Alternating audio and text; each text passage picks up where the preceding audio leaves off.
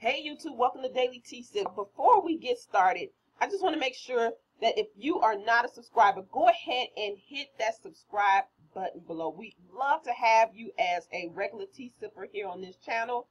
And also there is a symbol that looks like a bell or an alarm. Go ahead and click that so that you can get immediate notifications when we are spilling the tea. So people call themselves your friend, and it's always when a situation around you gets hot. That's when you really find out who actually has your back. Most people will be around you for the benefits. Now, it looks like Kym Whitley has put the proverbial foot in her mouth.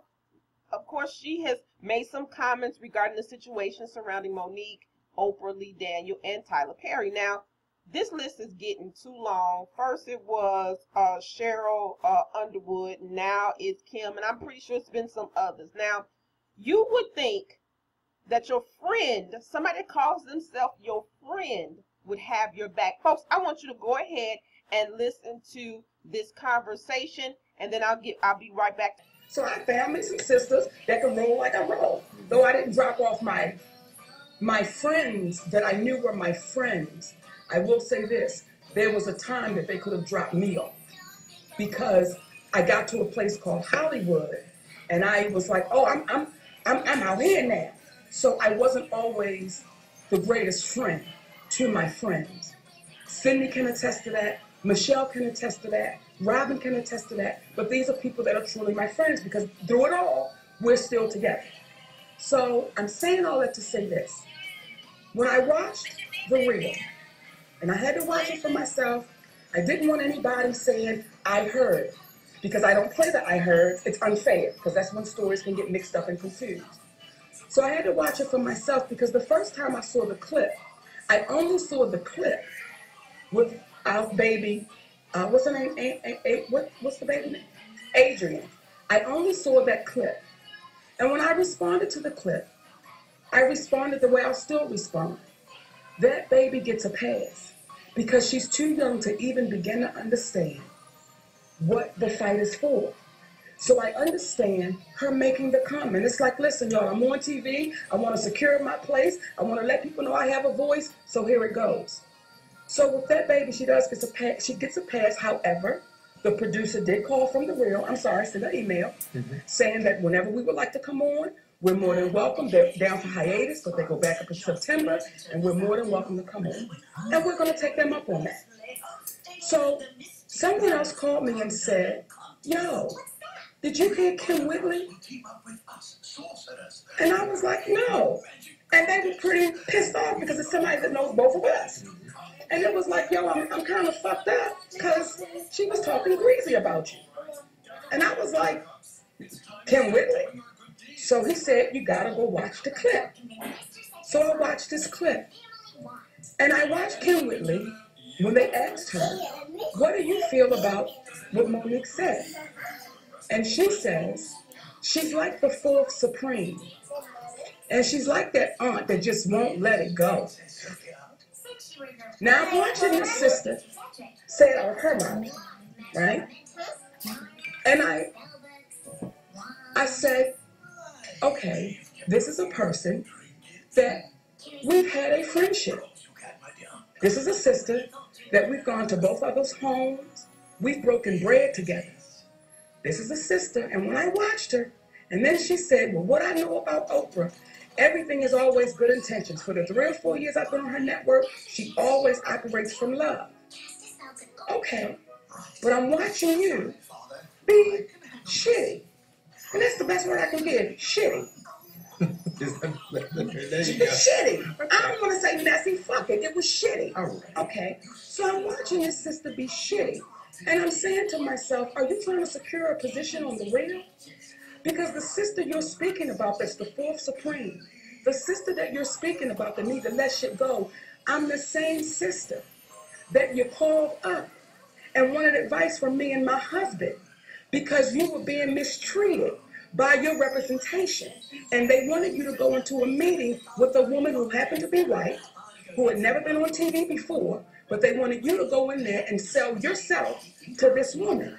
So it was me and Syndey that Kym called up and said, yo, this ain't right. And I said, no, it's not right, sister. And when you go into that meeting, you have to ask that woman, what are you bringing to the table? Because you know my resume. We're those people. I'm the same sister. And see, I think these conversations are important because a lot of us want to get to Hollywood. A lot of us want to go, but sometimes, baby, you don't know what you're really walking into because no one had these conversations with me. Kym Whitley is the same sister that we would go on walks in the mountains. And this wasn't one walk, two walks, this was something we did.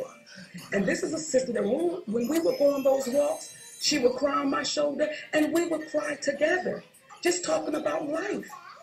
This is the same sister that said to me, as we got to the top of the mountain one day with tears coming down her eyes, Mo'Nique, you have everything.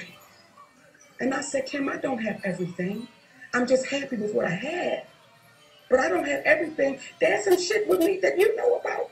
So let's not do that where you're feeling like I have everything, because I don't. I'm that sister, Kym Whitley. I'm the sister that you called the night that Joshua's mother had him in the hospital. I'm her. And you said, Mo'Nique, she don't want to take this baby home. I don't know what to do. And I said, Kym, that baby could change your life. That baby could make a big difference. Now, I don't know if she called Oprah that night. I don't know how many long walks her and Sister Oprah been on. I don't know how many times she's had to call Oprah up and say, hey, I need some advice because they're treating me wrong. I don't know. But what I will say is this. It is disheartening when you do watch someone sit on international television all over the world that you actually had in your home, you've been in her home, y'all have had intimate, real conversations, and you say, was this you trying to get a spot? Or is this how you really feel, sister? Because now you start questioning, what were those walks? Were those walks genuine?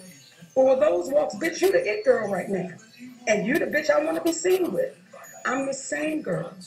When you say let it go, and when you say she the auntie that holds on to shit, I'm the same one that on the day of the Oscars, Al Roker, right, wanted to come do an interview with me. We want to see what your day looks like the day of the Oscars. I said, okay, baby, I start out with a walk. Me and Kym Whitley, we walked and we climbed the mountain. And those producers said, no, no, no, no, no. We just wanted to be you and Al. And I said, no, no, no, no, no. Y'all caught me up. Y'all want to come and see what I'm doing. This is what I do. Me and my sister, we're going for a walk. When the production crew got there, they still tried to push Kym Whitley out. I said, guys, I told y'all when you called, this is what me and my sister do. So if you want to talk, I ain't got no problem with it, but she ain't going nowhere. I'm the same sister that when we went for a walk and we were with Valerie Goodlove, she's a legend, iconic journalist, writes for Jack, you know, powerful sister, beautiful sister. When we go for our walk, and we're talking about the whole campaign and everything, and Kym Whitley was saying, I understand what you're saying, and you're right. So it's, when I say friends, how many of us have them? For me, and the lesson that I'm learning is, I've got to be more careful. And I don't want to stop being vulnerable, Daddy. I don't want to, when I say vulnerable, I don't want to become that person that I got to shut it down because you might not be good, or you might not be good, or you might have another motive. Because what I will say is, Kym Whitley knows what her life is, as I know what it is. And never will I say anything mean about my sister. Though we don't have a friendship, she's still my sister. And I would not intentionally say anything that I thought would put my sister in a bad way. Still won't do it. But what I will say is, we gotta pay attention to the word friend. Because it's been thrown around so much recently with me. I've heard people, I'm your friend, that's my friend, that's my friend. And in dealing with Kym Whitley, and I had to have the conversation, and I know people are saying, Oh, God, Mo'Nique, why? Because some of us go to our grave, y'all. And we go to our graves in pain. We go to our graves suffering. We go to our graves with things that have been put on our name that's never been cleared up. And we're afraid to stand up. And when I see my sister sit on that show and talk about what she knows about Oprah's intentions, Kym, you remember our conversations that we've had about Oprah Winfrey. So when you open up that can of worms, and when you get on a stage, and now I gotta be, I'm on her network, so she shows love. But that one right there, gotta be careful. Mo'Nique and Syndey, we're the people, Kym, that when you came to our home, and you had Joshua, and you said, girl, I think he got eczema. And I said, bitch, have you put some moisturizer on him? And she said, oh, that's what I'm supposed to do? Yeah. We're the same people. So when I see women that has shared intimate moments with me and my family, you've been in my space. I've been in your space. And someone put, oh, they were just jokes. No, that's not just a joke. Because Kym Whitley and I know where we sit with one another. She knows that. And when you now have to say it publicly, let me explain why I feel the way I feel. And then I saw a meme that she put out there, the one with our sister Whitney, when she was like, girl, go ahead with that, just her hand gestures. And I'm like, sister, I have empathy for you. Now, there was a time in my life that I would have called up, I'm coming over, and we get ready to do this, bitch. There was a time in my life that I would have did that. But at this time in my life, and what my husband is showing me, teaching me, nurturing me with is, mama, you have to have empathy.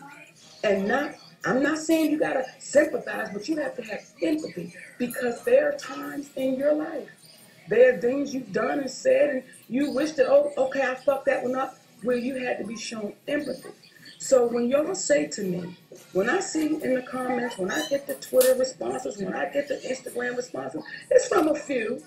But when you say, why in the fuck is your husband always right there? My response would be, where's yours? Where's yours?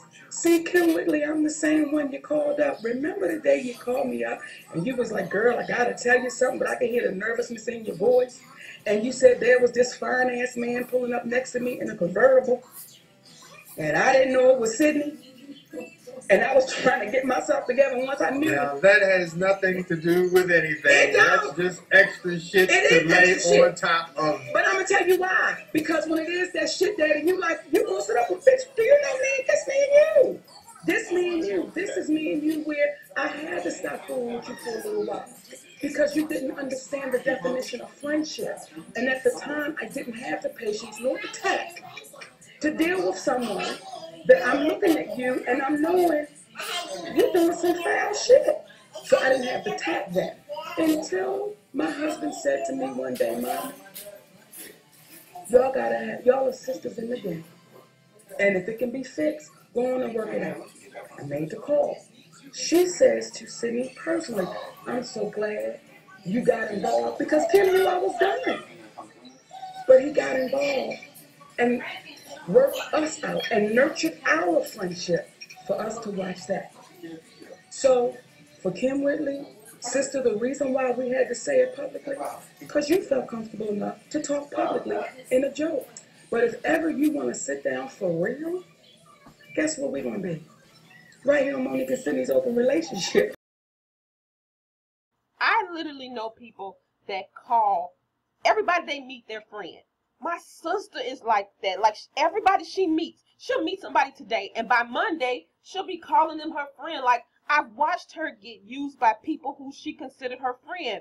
People actually throw this title around, the title of friend, around so loosely, and I literally can count on my hand how many friends I have, and the rest I consider associates. Like, I keep my circle around me extremely small. Now, over the years, I have to admit that I haven't even been a good friend to my small circle of friends. And when Mo'Nique mentioned that, I can definitely relate. She's actually, you know, when you get in Hollywood, it appears that people lose themselves. And, you know, a lot of people who stuck with you before your name was what it, you know, is or was, you know, you kind of put them people on the back burner because now you want to cater to your Hollywood friends. Now, what's good about this is I believe that those people that were her friends before her name was Mo'Nique and she made it to Hollywood, them people still remain her friend. I'm going to be honest with you. I feel like, you know, reality kicks in after you've been in Hollywood for a while and you realize that the people that you meet in Hollywood, a lot of those people are fake and they're phony. Now, if I was Kym, I would have called Mo'Nique and this is what friends do. I would have called Mo'Nique and had a discussion. Like, I understand Kym trying to secure her purse, you know, and you don't want to get on the wrong side of the Hollywood gangsters, quote unquote. Now, Mo'Nique was about to spill some tea when she mentioned that Kym made a comment about Oprah, and I was waiting for her to tell us what was said, but she fell short of spilling that tea. Listen, you all, you only have a few people in your life that will ever be considered a true friend. Now, there are people around you, you gotta know this, that wish you harm. There may be people around you right now that's smiling in your face, but they talking behind your back, and they are hoping and wishing that you fail. That is not a friend.